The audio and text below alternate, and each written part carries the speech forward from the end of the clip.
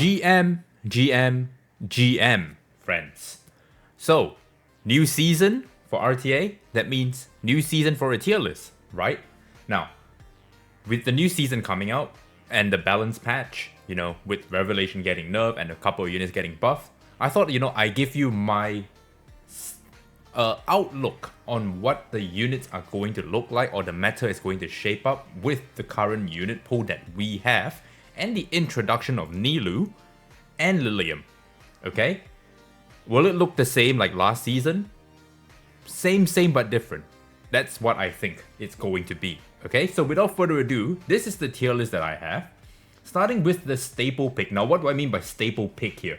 Basically, with your staple pick, you are going to need these units in your roster, regardless of, whether you want to play PvP or you want to do PvE only. Okay, because they are just that good. Alright? Strong picks are basically picks that are really, really strong when you're drafting, right? Usually when you pick a very strong pick, they always command your opponent to have a, a counter pick to it, okay? And then counter picks are what it literally says. You only pick it if you're trying to counter a certain, unit or a certain draft or a certain playstyle whatsoever. And with niche, that means that that unit is very, situational. Can you draft it all the time? Very unlikely, okay? But there will come situations in drafts where you can actually choose that unit. And why is just why. Okay? Now, without further ado, let's start with, our very first unit here, which is Lilliam. Now, Lilliam is where I'm going to put her as a counter pick. Now, a lot of people are, crying that her damage is, ridiculously low against Bloodbath. And I agree. Her damage is not what we expect her to be, right? But the thing is, you have to remember that Lilliam is a unit that cannot be controlled. That in itself warrants it to be played into, CC units, correct? And when you're thinking about CC units, what are you thinking about? CC units typically are built with, Swift Rush and the right side of mostly effect accuracy, correct? Whether they're going to be on Bloodbath, that is up to whether, that player is cooking something or not. But generally speaking, when you're drafting a unit, you do not know what you're going to be playing until you've played them and played them many times to know what they're drafting, right? So you have to go by generalization. And the generalization is usually CC units are built with Swift Rush, with maybe Bulwark, if you see like a Codex on them, or like a Dark Moon, whatever. And definitely Swift Smite, right? Because of the effect accuracy. And their right side is mostly going to be either 2 effect accuracy pieces and 1 HP, or triple effect accuracy pieces. And what does that mean? That means that Lilliam can easily one-shot them, okay? 550 damage multiplier is nothing to sneeze at, okay? If you are not on Bloodbath, you are getting one shot. Same goes with your DPS. If you're playing against an opponent with a DPS that has, just Onslaught or Keen Eye, that kind of, build, Lilliam can definitely, slap it back to, its roster, right? And so Lilliam is definitely a counter pick. It's not something you're going to just pick every single time, okay? Because if you're going against tank, then Lilliam's job, if you ever want to pick it, is just to, just keep hitting the S3, get that HP pool reduced to something stupid so that the healing does not matter anymore in a bruiser draft, okay? So she's going to be a counter pick here. Now, Nilou is very niche, okay? We all know what she wants to do. She wants to put vulnerable on your opponent. You want to put speed up on your team, and then, help your entire team do a bit more damage, okay? Is there an argument that you can use her S2 first, push a unit up, and go from there? Yes, of course. But you also have to think about your rotation. If you were to do that, right, putting your best speed gear on a 116 speed unit does not sound smart in any sense, okay? I look at the unit and I think you want to press S3 first, put the vulnerable up, put the speed up, then when your opponent, tries to damage your attackers health is a bit low, then you want to heal them up and push them so that they can get out one more attack before, they actually get kicked the bucket, correct? That's how I see Nilou. And will you find opportunities to use her? Sure, alright, but it's still very niche. And therefore, I am going to be putting her here. Okay, she's not so much of a healer. She's just, you know, she's supporting a bit more damage on your team. That's about it. Now, I purposely did not put these two here because Andrew and the other one is like, why? Okay, same with Ashu. Let's be real here, guys. Those microchips that you see in the arena shop, you're probably not buying it. Okay, and therefore it's very difficult to skill them up to begin with. So don't bother. You want to have very selected rare units that you want to build up. Okay, because your arena coins are more important to be used on your golden lattice and your purple lattices. Okay, now Beyonce goes into the counter pick role. Why is that? It's because she does one thing and she does one thing very well, which is revive. Okay, she gives attack up, crit damage up, that's nice, but her entire gimmick is being able to revive units with her underworld bloom, right? The underworld flower. And so a lot of people have been using, you know, Beyonce in a way where if you fight against Cleave, she is the anti-Cleave answer, where you put her on Amber, you let her die, she takes the turn because she's on Amber, and you already build her relatively fast, so, you know, she's going to get the turn quite quickly before, you know, your opponent managed to kill her off, unless, you know, they know how to, you know, turn cycle properly. And then you get to revive a unit that is extremely threatening to the entire team, and you can just mop the floor with them. Okay? And that's how a lot of people are using Beyonce. Alright? Don't forget that she also has a turn meter push on her S2, but chances are a lot of people are not, you know, putting lattices into her, and she's just using her stock standard. Okay? So she is a counter pick. Now, Borgny, right? Or Bjorn, like how you guys want to say it, I think that he is also a counter pick unit. Alright? So when you're playing against a draft where, you know, you're playing against bruisers, right? Or you're playing against a pretty buff heavy team, you can pick him, right? As an option to, you know, strip and to be a nuisance. Okay? Because his cooldowns are very low. Don't forget that. He also deals a lot more damage the quicker, you know, you dwindle down their team count. And the most important thing is he strips. Okay? He's also very easy to build. That's why I put him in the counter pick there, because a lot of people will have a chance to build him and use him as a pocket pick. And so the best way to use him, in my opinion, is to swift rush with Bulwark, right? Make it pretty fast, get his S3 out, and cycle him very quickly so that he can constantly S3. Okay? Because chances are he's going to be the last unit on the board, right? And if he's the last unit on the board, you want him to move relatively quickly with, you know, them having very few units so that you can just slap that S3, kill off their team. Okay? Now, this red Kachi is kind of niche. Alright, the more I read him, the more I like him. Alright, and we are also cooking up something in church where his S3 is a pushback, a stun. His S2 is a turn meter up 100% for a unit. Plus, he also gives attack up, right?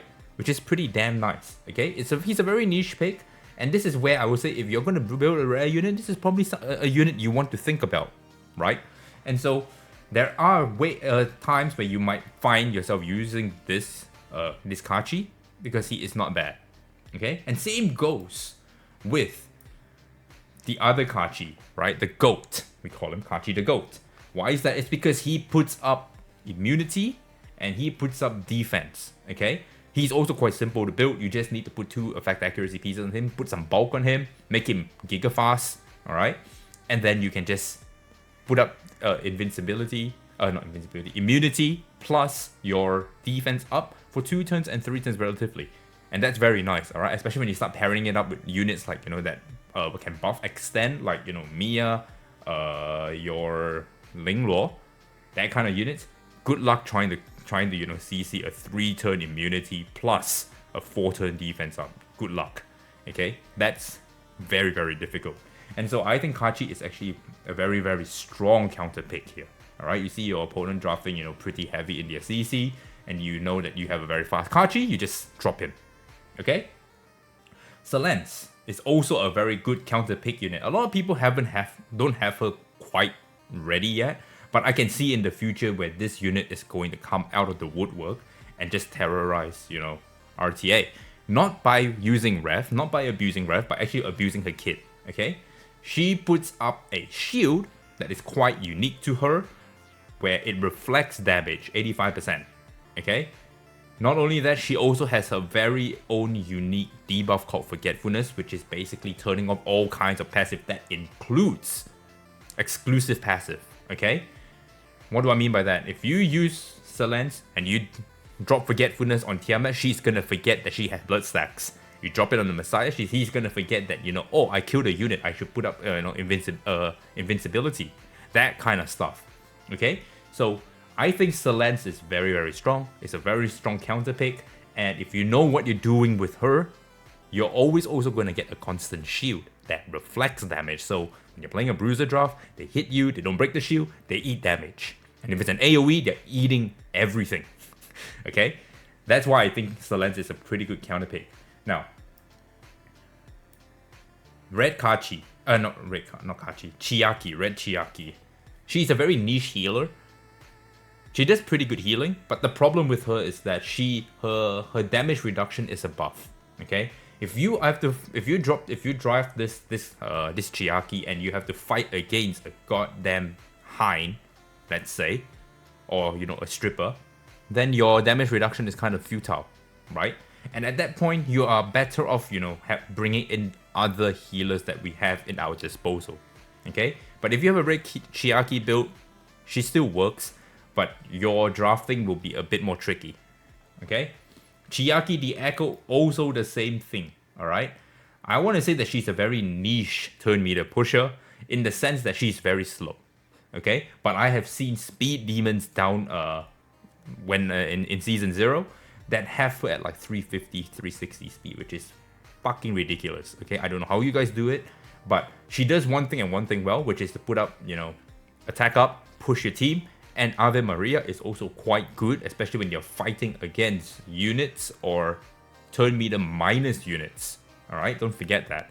But she's still very niche, okay? You usually only will really pick her if, you know that your opponent's going to pick a Lily, a Sukiomi, or, you know, let's say a Mio.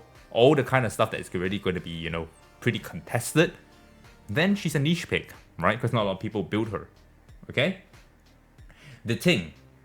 Now, I think Ditting is a counter pick, okay? A lot of people only use it for PvE, but you can definitely use it for PvP, okay? If he goes through the draft, chances are he is sniping a unit down. Guaranteed, okay? No unit can survive a Ditting that is on Omega damage. No one can. Not even, you know, the best tanker can do that, okay? And why is that? It's because he targets a unit. Alright, he gets a fuck ton of, you know, crit rate off that, and if you build him well, all of that crit rate translates into crit damage. Coupled on the fact that people run him very typically on White Fang, right? Which means he's gonna hit you with your S3, follow up with the S1, and then the White Fang hits you and you're just kaput, you're done. Alright? He's also a very good answer to, like, you know, a Valerian that is brought into against you, right? Because he instantly gets rid of, you know, the Hazy Dream. Okay, so he's a very good counter pick if you know what you're doing with him, right? Which means you're playing, you know, CC plus him as the damage dealer. He's just gonna go bang, bang, bang, bang, just snipe them down, right? As you control them. All right, so he is very good in that sense. Okay, now Dokyoki is going to be our very first staple pick. Why is that? It's because CC is a very, very strong archetype in this game. Alright? If you do not have Dokyoki, if you do not have Lilliam, right, your chances of fighting against CC is going to be extremely rough. Okay? It's going to be extremely rough. Unless you have a really, you know, cracked out Kachi. Okay? Why is that? It's because Dokyoki is one of those premier turn meter pushers that also cooldown resets, that also gives you speed boost, gives you attack damage boost, and also purifies 3 debuffs. I'm pretty sure they fixed it already. Okay, every time your opponent, your ally takes a turn, it takes up 1 stack of her backup and purifies 3 debuffs. So that means it's always guaranteed that your unit will get to move. All right, it's going to just cleanse out all of those pesky debuffs, unless you jam like 50,000, you know, debuffs, which is quite unlikely unless you're drafting Obo. Okay. And even then, as long as she purifies, right, your upkeep is not as fast as Dokyoki, alright? And that is very, very important. And so having her as a staple pick in your arsenal is going to be super important.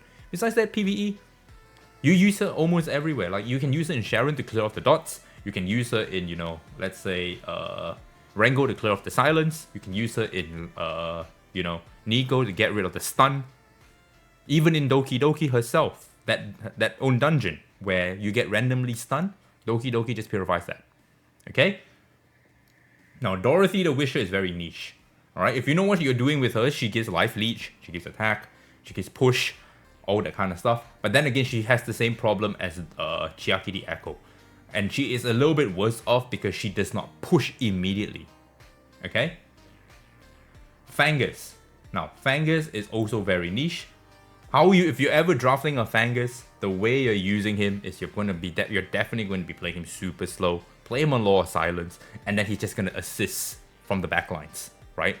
Similar to Rahu, okay? But in a draft where you can only draft 5 units, and one of them is going to get banned, he's very, very niche. He's very hard to pull off, unless, you have more threats than a Fangus, okay? Fangus is not going to do too much, alright? Freya. Now, Freya is a very, very strong pick, okay? Why is Freya a strong pick? Not because of Revelation, alright? But because of the versatility she provides to your team, alright? She gives attack up, she gives defense up, she gives Dream Guide, which is basically, or Dream Weave, one of them, alright? That basically cleanses a debuff that happens to you immediately. So the more stacks of, Dream Weave or Dream Guide, whatever you want to call it, it gets purified. So for example, if a Kraken hits you and you have Dream Weave, that just, it's a one hit instance, you're not going to get frozen. It's going to get purified immediately. Okay? Not only that, her exclusive passive is also very strong. If you bring a unit that is on Bulwark at the start of the turn, right, at the start of the game, you're already going to get that additional turn meter push. Okay? You can even use it on herself and she'll push herself forward. Alright? So this is one way that you can cheat speed out of, a Freya. Okay? Besides that, don't forget, if you need an attack buffer, she is also your go-to. If you want someone to push back, she's also your go-to. Alright? Nightmare helps you stay alive. Don't forget that. Alright? Every time you hit them, you're gonna get back some HP. Alright? Now, Fuku. I think Fuku is a staple pick. Why is that? She is very good at, keeping your team moving while staying alive. The first S3 she does, she is going to keep your entire team alive, alright? Because she's going to put up that massive shield, alright? That Moonlit Veil is going to go on for 2 turns, and every time you touch that unit is going to get pushed. That means every time you hit that unit, you are one step closer to getting fucked, okay? Besides that, her S2, alright? Her S2 basically abuses the Moonlit Veil effect that she has and pushes, the lowest HP attacker or unit that you have. S1, also the same thing. Alright, there's so many versatile builds that you can build on her. A lot of people will definitely build her on Bloodbath, but you can also use Bramble on her, right? You can use Strive on her, you can use Bulwark on her. So many stuff. You can even use Swift Rush. Okay, even with the shell, she is super versatile in the way you want to build her. Okay, and so I think that she is a staple pick because you need a healer in your arsenal one way or another. You need at least 2 or 3. Okay, Gray. I think with Gray's new buff, he becomes pretty niche. Okay, why is that? It's because he gives crit rate up. We're going to talk about that. He also AoE defense breaks, which is nice. He also is an attacker already. Okay, so if you are looking for a defender that an attacker that wants to give your entire team crit rate up because you don't have enough crit rate on your team or some or whatever have you, he's very nice for that. Okay, Heinrich. Now Heinrich, I want to say he's a very strong pick because he is one of the best dispeller in the game at the moment. Okay, is he the only dispeller? Not really. Why is he a strong pick and not a staple pick? It's very simple. He's too squishy. Okay, he also don't do enough damage. That is one issue that I have found with him. Without Revelation on him, he actually does not do much. Right? He just strips and then he dies. Okay, and so I still think that you have to run him on Revelation. right? His build didn't change much from what from what I'm seeing. And you want to at least do some kind of damage, alright? While stripping the unit. Putting up buff block, putting up the last words, that is basically a, how do I say, candy on top, alright? A cherry on top. Why? Because the most important thing is stripping off the buffs, alright? Stripping off the buffs and doing some damage, alright? If you just strip and you don't do damage, or if you strip and you don't do, and you don't land any debuffs, you gotta pick your poison, right? Do you want him to be tanky, land debuffs, but then he's just gonna, have the longest cooldown ever and just not do much?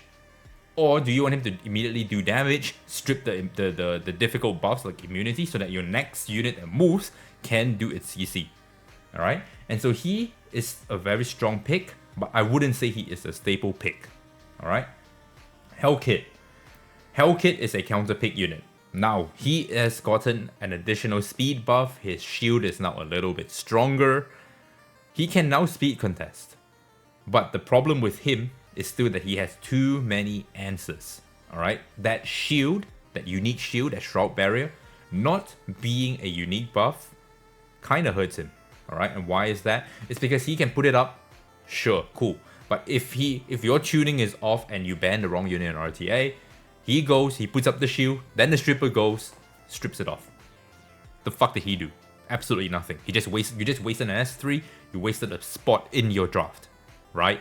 And so that is the problem with him. If you see that your opponent has gone pretty CC heavy with only one stripper, then you can pick Hellit easily and ban off the stripper, right? And speed contest him that way, right? But besides that, I don't see a world where Hellit is going to be, like a very strong pick or a staple pick at the moment, okay? Next, Holden is a staple pick. Why is that? Do I have to say more? He got buffed when he didn't need it to be buffed, okay? Now you can even run him on 3k defense and have 70% counter attack rate, which means now you can, free up one slot instead of going, double defense crit rate. You can now go crit rate, crit damage, and, defense on your right side. And still get that 3k defense, and still get 70%, and now you get more damage, okay? Not only that, he's also a stripper on his S3 with attack down and res down. His S2 completely resets the unit, so it heavily punishes units that's not on Bulwark, right? Or units that are slower than him. And his S1 on a counter attack is a defense break. Bruh. Okay? And if you want to talk PvE, you people use him in Terramaton. Okay? You should definitely have a Holden in your arsenal. If you don't have a Holden in your arsenal, you are asking for trouble. Alright? Now, Hoan. Hoan is either a very strong pick or a staple pick. Okay? So she is weird in between there. So I'm going to put her right here. And why is that? It's because Hoan answers a lot of problems that anti-cleave don't have. What is that? Basically, if your opponent drafts this massive AoE nukes that is not a Messiah, okay?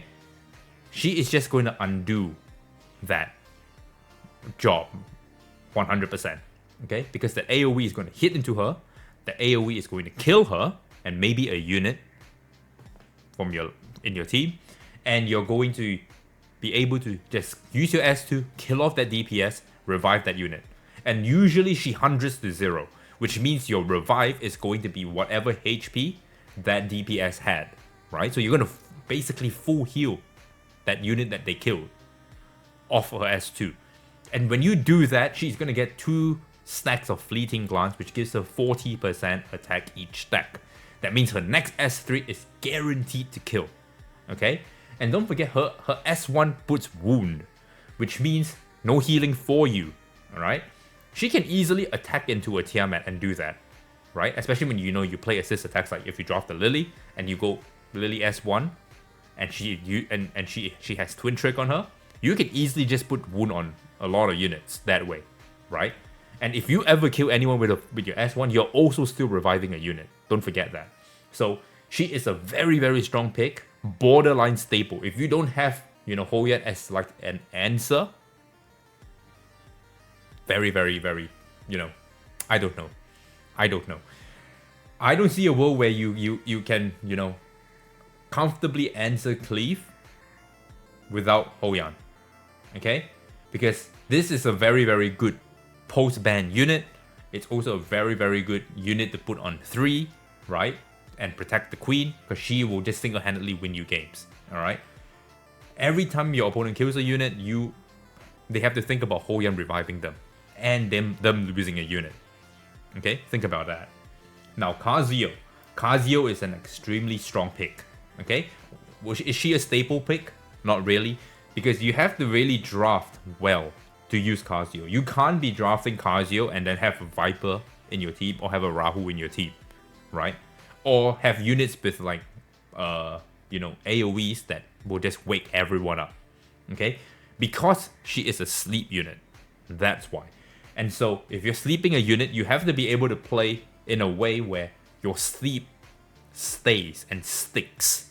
Which means you have to play single target units. Think, your Lilliam. Think your Hoan. Your The Ting. Right? Your Holdens. All these single target S1s, S2s, right? Makes Kazio very, very strong. Do you want to pick her all the time? Like, you see any draft and you just want to pick her? Definitely not. You want to see windows of opportunities to draft her, but having her in your arsenal is also quite important, and so that's why she is a strong pick here. Alright, I don't have to talk too much about her. Chloros. Now, Chloros is a counter pick.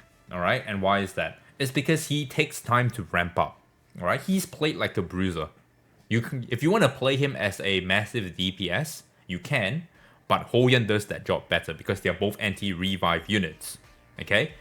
And if you're going to play as an Omega DPS, you're not going to take advantage of his Doom Toll and Doom Research, which is going to constantly give him that stacks of, damage amplification.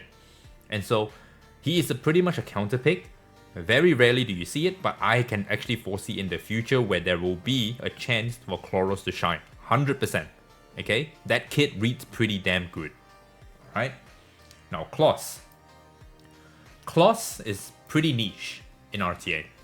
Okay? Why is that? It's because, number one, she's not a stripper. You have to tune her in a way where your strip goes first, then Kloss goes.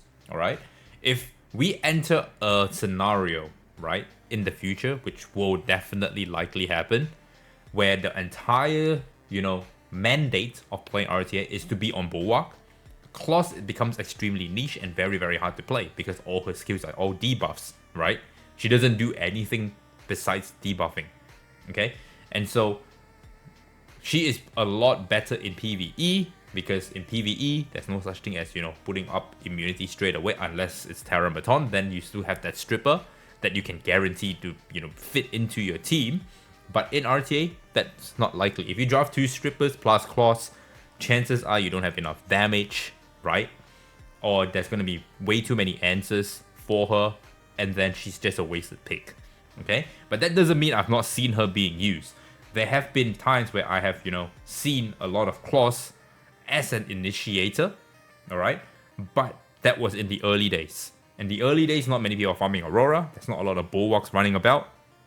That's why she worked. But now, as the season 1 takes off, and the more weeks that we pass, including whatever 2x that we're going to get in between, or within this RTA season, you're going to see Kloss stonks drop and drop and drop into the niche section. Okay? And so I'm forecasting that she's going to be here. Alright? Now, Kraken is also a counter pick. He's basically a CC unit. Freeze, push back, defense down. Not everybody knows what Kraken does. He also needs to be paired up with a stripper.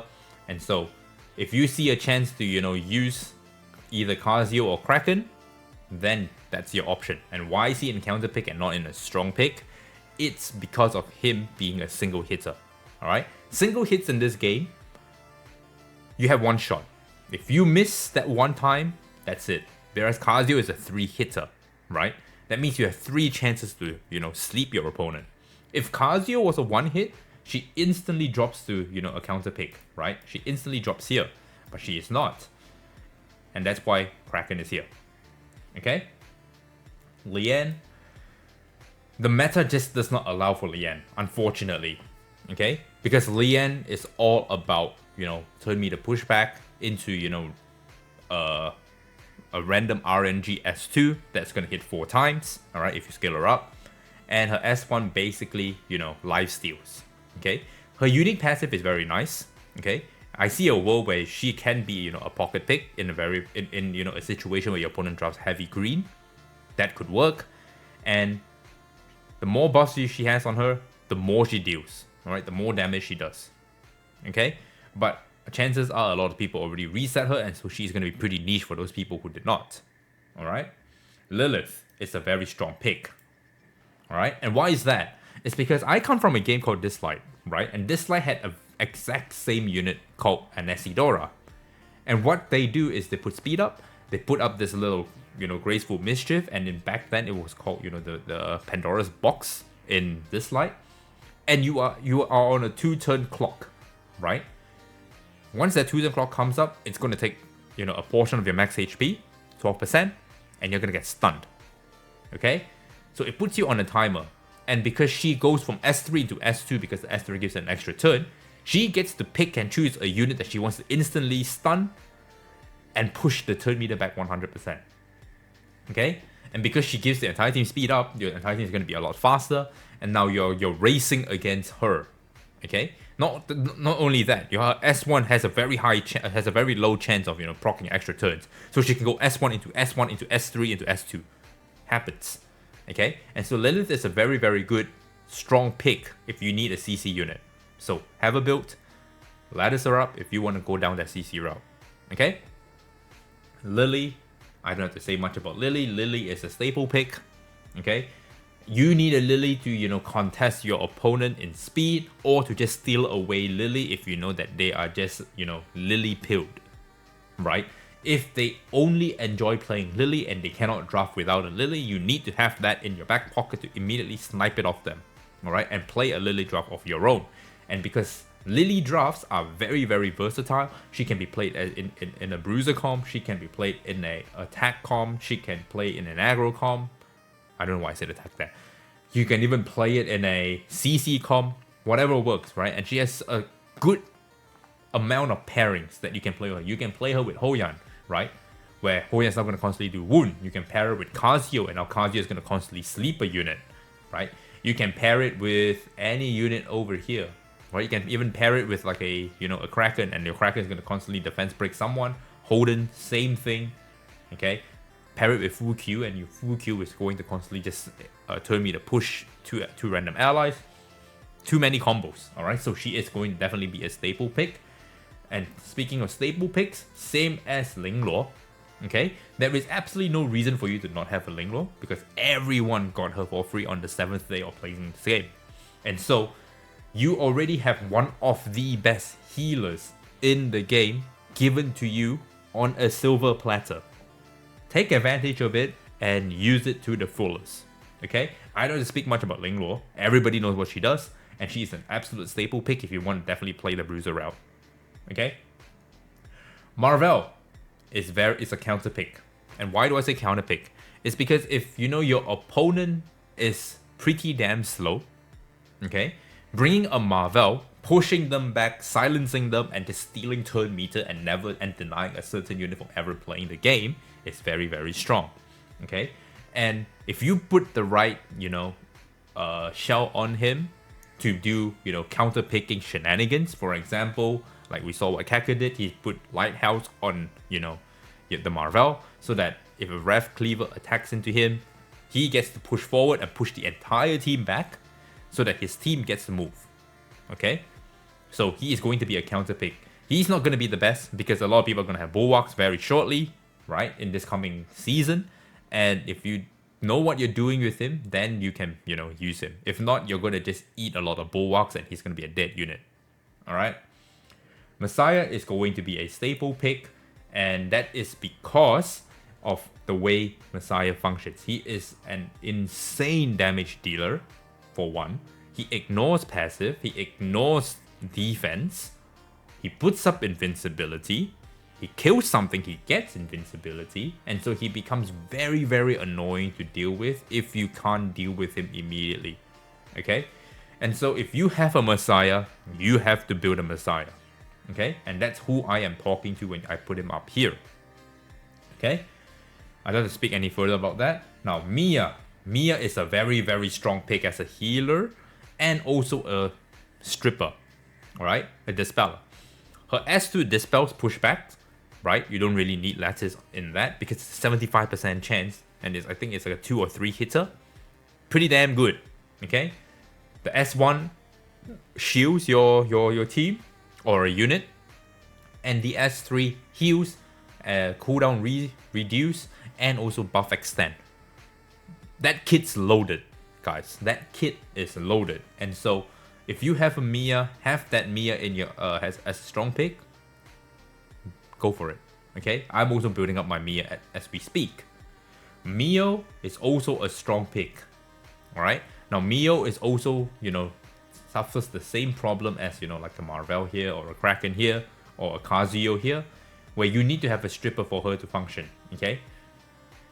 In the future, that is definitely the case. Right now, you can still use it as a speed contester to, turn me to steal everyone and redistribute it to your team. She can even freeze on her S2, and her S1 also has a very low chance of freezing. And so Mio is a very, very strong pick. Is she a stable pick? Not really. I've played the entire season without Mio, and I didn't really have trouble. Okay? Now, Mizuki has been seeing a lot of play recently. And that is because she is a counter pick to bruises. And why is that? It's because she gives herself retaliation. At the start of the turn, she already gets 2 stacks of retaliation. S1 strips. S1 puts wound. S3 dispels. She does a lot. Okay? And she has 2 turns of that. Okay? Very, very good unit. She also scales of defense. So if you already have, defense pieces just lying about, put it on her. Use her to counter bruises. Perfect. Best answer to Tiamat, hands down. Okay? Nahor, same problem. Counter pick. Okay? If you have a Nahor build, or if you have Nahor, you can build him as a counter pick. He freezes, he puts defense down, and he's a perma defense down unit. Alright? Because the S1 is a defense down.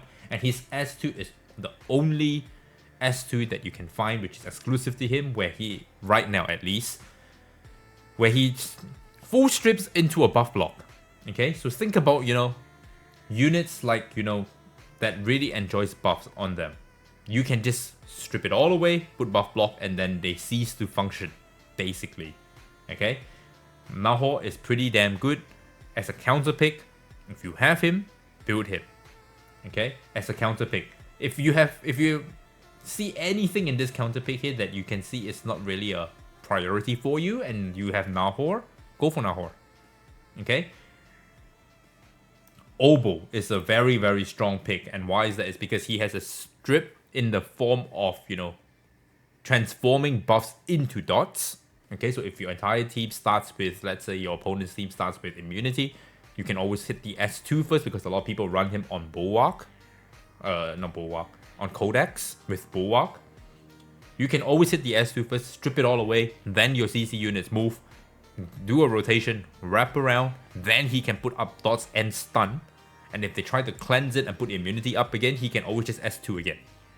Right? Insane unit. His best usage is to strip. Alright? It's not the stuns, it's not the dots, it's literally the strip. Okay? Now RC77 is very niche now. Back then people were using him just to abuse his multi-hit on Rev. But with Rev being nerfed, he is quite, his power level has significantly dropped because everybody ran RC77 in a way where they had no damage on him and all the damage came from what do you call it? From Rev, right? He's still a very good defense breaker, don't get me wrong, but we have better defense breakers up here already. Okay?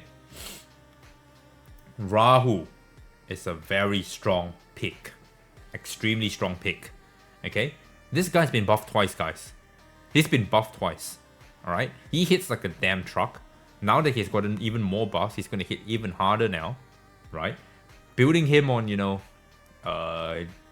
defense, crit rate, crit damage, and you put him with, you know, healers, he already gives himself defense up. He's just going to slap you silly, alright? And he is so random, you don't know when he's going to assist. And when he does assist, he fucking kills you. So, he is a very strong pick. If you have Rahu, build Rahu and go from there, alright? Now, Romoka is, I want to say, in the niche section or a counter pick session. No, I think she's niche, okay? Because there are better damage dealers out there already, and Romoka is just like a backup niche situation where, you know, all your damage dealers have been stolen. You have the rat build, right? For Dokyoki, you might as well put her as a unit that you can choose in the future, right? If all your DPS gets taken away. Rin, Red Rin, is a very niche character, and I want to say niche in the sense where if you know what you are doing with her, she works wonders because her S3 is an attack down taunt, right? And her S1 is a perma taunt, right? S2 is a buff, defense up for your team. She's pretty good as a perma taunter, okay? And taunting in this game is absolutely annoying. It is the most annoying debuff, not debuff, the most annoying CC ever, okay? And it's why do I say that? It's because your units are not frozen. They still can move, but they are moving in a way where you are not playing the game, okay? And so, her constantly having that S1 that can just taunt you as and when she likes is insane. Because you're already going to be attacked down, okay? With your freeze and stuff like that, you have to really time it, and then if your opponent moves, shit. If you miss, your opponent's going to move and kill you. Whereas the taunt is, you know, it's just going to happen, right? You're just going to do a random S1 on her, right? So she deflects a lot of damage away from, you know, your key units that you want to protect. This is also a very niche unit, right? Both the Rids are pretty niche here. Alright, one of them, you play Giga Fast, and you just want to, you know, if you see you fighting against Cleave, this is when you bring her, because you just want to go slap and just kill them. She scales off speed, and so she already gives herself speed up. Build her super fast, and you just put on White Fang and just nuke off the key unit that you want to kill. Right? And that's why I say she's pretty niche. You're never gonna, you know, just pick her as and when you like. You're gonna be picking her in very, very niche situations. Okay? Rosa. Rosa is a niche character, in my opinion. Alright? Revelation got nerfed. Her entire, you know, gimmick revolves around her having Blade Heart Bloom on the opponent. And if your opponent is already, you know, we're entering the CC meta that we are currently going in, people are going to, you know, play a good amount of immunity already. And if your Rosa is just not putting up Blade Heart Bloom, then she is not doing a lot of damage. Right, even with the ref nerf, that is, you know, already another nail in the coffin for her. Okay, and so you're only picking her in the same situation you would pick Romoka. You build her for Aurora, you build her for, you know, Cage Rumble. You're gonna use her as a DPS of choice if you need to. Bear in mind, she's also very fucking squishy, guys, and her base attack is pretty damn weak. Okay, Sanya and Tiamat, I'm not even going to, you know, talk about them much because they are staple picks. You need to have a Tiamat in your back pocket, like I said earlier in my previous videos. You need Sanya because Sanya is an SR unit and the most premium reviver we have next to Hoan, and playing them together is an absolute nightmare for your opponent. Okay, Tiamat with her damage share helps keep your team alive a lot better. Her S1, I don't even have to explain anymore, you know, does a significant amount of damage, especially in Dragon form. She can taunt, she can shield, she can heal. She does too much, okay? And it will only get stronger when people start latticing her up 555. She's gonna hit Dragon form so damn fucking fast. You blink and you miss it. Your entire team is wiped, okay? Sukiomi, strong pick. I won't say she's staple, okay, because usually people play Sukiomi as when you're playing aggro, okay, because of the attack up speed up. And so she's a very, very strong pick. I see a world where you can play her in a bruiser draft, Okay, but at the current point of, you know, the RTA Season 1 and Season 0, that is how she is being used at the moment, as a, you know, a cleave or aggro initiator, basically. Okay? Tsutomu, I see talks about people talking about Tsutomu. I think he's niche. I think he's super niche. Like, you, if people draft Tiamat, you're gonna draft Tsutomu, right? Because he can put wound, he can put unhealable, right? And buff block, but that's it. Okay, if you have debuff, he guarantees the crit. That's about it. But then again, how often is that going to happen? You have to draft an entire draft revolving around him putting up debuffs on your opponent for him to ever do anything. Okay, and so I think he's pretty niche. Like, if I draft a Tiamat and you draft a Tsutomu and your draft is, you know, playing around Tsutomu, I just ban the Tsutomu and then you're fucked, right? Now Valyan went from strong pick down to counter pick now. Okay, Valyan used to be very strong, right? But now she is more of a counter pick to, you know, one-shot units. Okay, which then also means that there is counter picks to her as a counter pick. And what do I mean by that? You just get multi-hitters, alright? As in like 2 instances of attacks, not like a single multi-hit like a Freya. Okay, for example, a Hellit, right? Your S3 kills off a unit, she protects that, and then you follow up, kill it. Or a White Fang, okay? And so she is still a counter pick into a counter pick. So if you see like units that don't have White Fangs or, you know, second instances of attack, she's a very good death preventer, okay? Now Veronica is only going to get better as time moves on, because she does a good amount, alright? When people start latticing her up, especially with the S2 giving a massive amount of shield and, you know, a stupid, ridiculously low cooldown time considering how fast she, you know, turn cycles, she's constantly just going to shave off HP off you, shield the team up, and then eventually put Soul Ward on them, steal all your buffs, put attack down so you can't do much damage on them. She's a very, very strong pick, okay? Not a staple, but a very strong pick, okay? Now, Vice is the same as Red Rin, alright? They are the same, but people also have Vice built. That's why I have him here, okay? Because you can actually draft Vice, alright? He has a pushback with attack down, and then he has a perma taunt on his S1, okay? I've seen people draft Vice before, so I'm gonna put him in niche, alright? Viper is a counter pick, I want to say. And why is that? It's because Viper does one thing and does one thing very well. He strips and he damage mitigates crits. Okay? The S1 silence is also pretty nice, but a lot of the times you are going to be drafting him when you see your opponent trying to go aggressive on your ass, right? And if they are going to go aggressive, that's when you pick a Viper to mitigate some of the damage that you survive. Strip of all the attack buff, strip away all of that bullshit that they're going to put up on themselves to buff themselves. Put the attack down, and then your team becomes a whole lot chunkier. But if you want to play this into, let's say, a bruiser draft that is more HP scaling and more defense scaling, he's kind of redundant. It's kind of useless, right? And in CC, don't even talk about CC. He's just going to get CC to death. Okay? And so that's why he is a counter pick. Siada is very niche, okay? And why is that? It's because she needs a whole team to revolve around her for her to function. If you manage to pull off a team that makes her work, she will just one-shot a whole team. Alright? If you manage to get a team that by the time she takes her very first turn and she gets 3 orbs immediately, she's gonna slap. She's gonna kill things, right? Because Revelation is still the best shell on her. She does so many instances of attack, 4 in fact. And all of them are lethal as fuck. But to get that going is going to be pretty damn hard. Alright? So, that's that. Same with Yang. Yang is a niche pick. Okay? He is very, very good at doing one thing. And that is to push your entire team 30%. Provided he crits. With Rev, he was insanely busted. Where he would just one-shot a unit. While pushing your team. While dispelling if he didn't kill you. But now with Rev nerfed.